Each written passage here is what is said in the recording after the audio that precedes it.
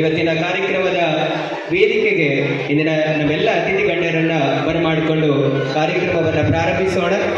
ಇವತ್ತಿನ ಕಾರ್ಯಕ್ರಮದ ವೇದಿಕೆಯ ಘನ ಅಧ್ಯಕ್ಷತೆಯನ್ನ ಮಾನ್ಯ ಸಚಿವರಾದಂಥ ಈಶ್ವರ್ ಎಸ್ ಮಡ್ಡನ್ಕೆರೆ ಸರ್ ಅವರು ಕಾರ್ಯಕ್ರಮದ ಅಧ್ಯಕ್ಷತೆ ಸ್ಥಾನವನ್ನು ಅಲಂಕರಿಸಿದರು.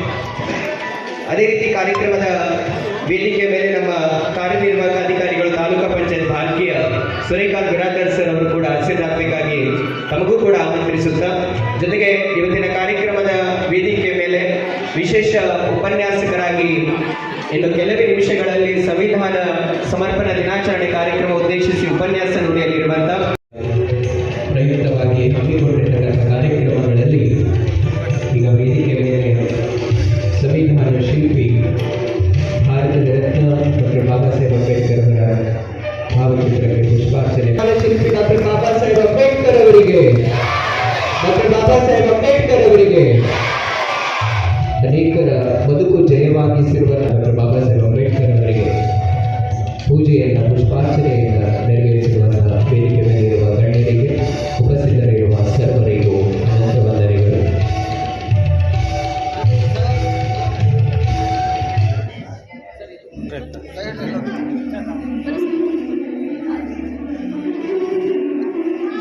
ಈಗ ಜ್ಯೋತಿ ಬೆಳಗಿಸಿ ಕಾರ್ಯಕ್ರಮದ ಉದ್ಘಾಟನೆಯನ್ನು ನೆರವೇರಿಸಲಾಗ್ತಾ ಇದೆ. ಈ ದೀಪ ಬೆಳಕು ಇವತ್ತು ಸಂವಿಧಾನದ ಬೆಳಕಿನಲ್ಲಿ ಇಡೀ ದೇಶದ ಪ್ರಜೆಗಳೆಲ್ಲರೂ ಅತ್ಯಂತ ಸುಖ ನೆಮ್ಮದಿಯಿಂದ ಬದುಕ್ತಾ ಇದ್ದಾರೆ. ಸ್ವತಃ ಭಾರತದ ಸಂವಿಧಾನ ಇವತ್ತು ಸಮರ್ಪಣಾ ದಿನಾಚರಣೆ ಕಾರ್ಯಕ್ರಮ ದೀಪ ಬೆಳಗಿಸಿ ಉದ್ಘಾಟಿಸಲಾಗ್ತಾ ಇದೆ. ಬರಲಿ ಒಂದು ಸಾರಿ ಎಲ್ಲರ ಜೀವನದ ಚಪ್ಪಾಳೆ ಮೂಲಕ ಮತ್ತೊಮ್ಮೆ ಅನೇಕ ವಂದನೆಗಳನ್ನು ತಿಳಿಸೋಣ. ಇವತ್ತು ನಾವೆಲ್ಲರೂ ನಿಜಕ್ಕೂ ಡಾಕ್ಟರ್ ಬಾಬಾ ಸಾಹೇಬ್ ಅಂಬೇಡ್ಕರ್ ಅವರ ಕೊಡುಗೆಯನ್ನು ನಾವೆಲ್ಲರೂ ಸ್ಮರಿಸಲೇಬೇಕು. ಅಂತ ಮಹಾತ್ಮರಿಂದಲೇ ಇವತ್ತು ಭಾರತದಲ್ಲಿ ಇಷ್ಟೊಂದು ಪ್ರತಿಯೊಬ್ಬರಿಗೂ ಸಮಾನವಾದಂತಹ ಹಕ್ಕನ್ನು ಲಭಿಸಿರುವಂಥದ್ದು.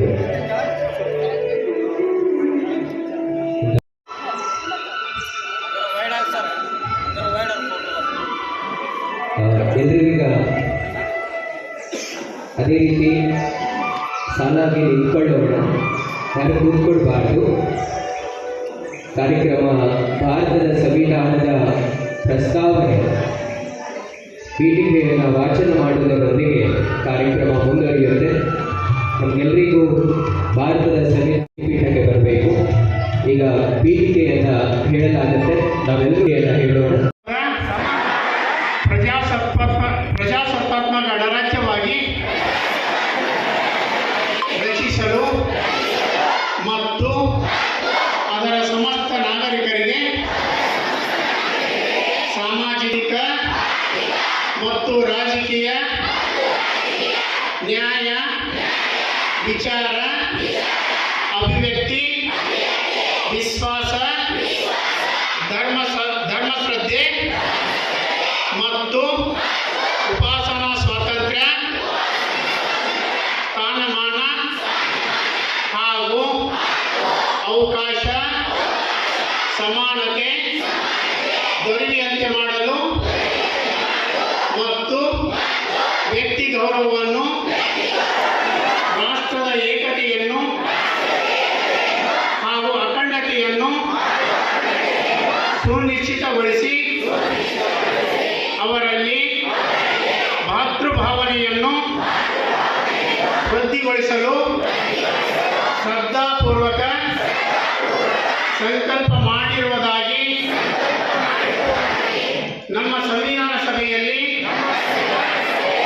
1949ನೇ ಇಸ್ವಿ ನವೆಂಬರ್ ತಿಂಗಳು 26ನೇ ತಾರೀಕಿನ ಈ ದಿವಸ ಈ ಮೂಲಕ ಈ ಸಂವಿಧಾನವನ್ನು ಅಂಗೀಕರಿಸಿ ಅಧಿನಿಯಮಿಸಿ ಸಮರ್ಪಿಸಿಕೊಂಡಿದ್ದೇವೆ.